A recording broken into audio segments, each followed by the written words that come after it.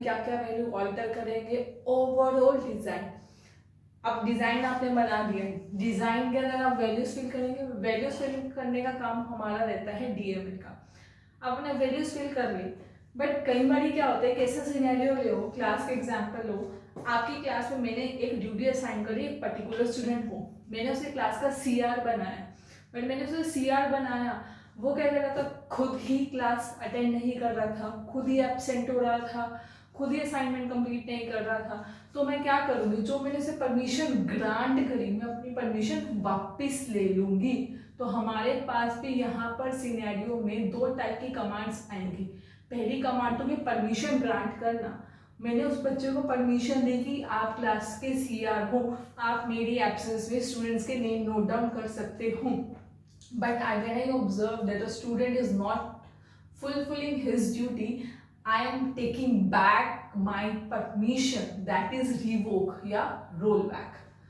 ठीक है, revoke आप बेटर यूज करेंगे यहाँ पर।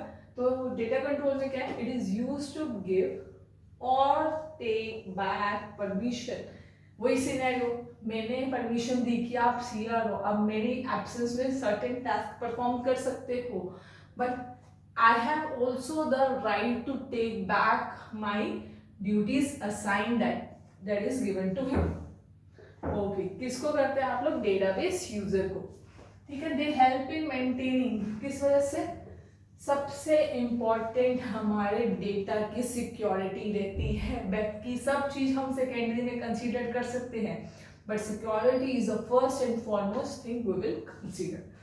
एंड इंटीग्रिटी, इंटीग्रिटी का मतलब होता है कि एक तरीके का डाटा है, ऐसा नहीं है कि स्टूडेंट टेबल में पता लगे कि एम्प्लॉय टेबल का डेटा आ रहा है, एम्प्लॉय टेबल में पता लगे डिपार्टमेंट का डेटा, ऐसे तो कुछ इंटीग्रिटी ही नहीं रहेगी। हमारे पास दो टाइप की कमांड्स रहती है, ग्रांट एंड रिवोक। ग्रांट में क्या है, use to give privilege, privilege का मतलब है अथॉरिटी देना या आपको कुछ लाइक दे देना, राइट्स के आप काम कर सकते हो।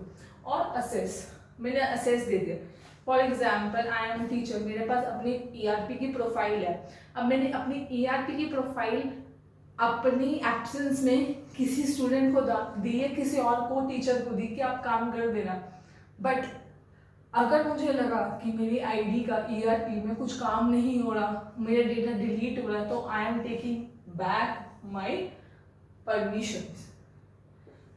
रिवोक या रिमूव, प्रिविलेज, ग्रांट, परमिशंस, जो भी पहले थी सब वापस ले लेंगे। एग्जाम्पल देते हैं कैसे करेंगे, ग्रांट सेलेक्ट, ठीक है, ग्रांट कर दिया आपने परमिशन, इंसर्ट ऑन स्टूडेंट, कहां पर करिए आपने, स्टूडेंट टेबल में, किसको दी, यूजर 1 को। अब आपने ग्रांट करी, यहाँ पे सब देखो सेम लगेगा, ग्रांट की जगह रिवोक, सेलेक्ट नहीं करोगे, क्या करोगे, insert on student from user 1। पहली कमांड में, पहले एग्जाम्पल में जो आपने उसे परमिशन ग्रांट करी थी, you are taking back in the second scenario. तो ये था हमारा कॉन्सेप्ट डीसीएल यानी कि data control language. Main keyword याद रखने हैं, परमिशन ग्रांट करना, परमिशन रिवोक करना, ठीक है, एंड किस लिए जरूरी रहता है, डेटा की सिक्योरिटी के लिए एंड डेटा की इंटीग्रिटी के लिए। तो this is all about the DCL. Thank you so much.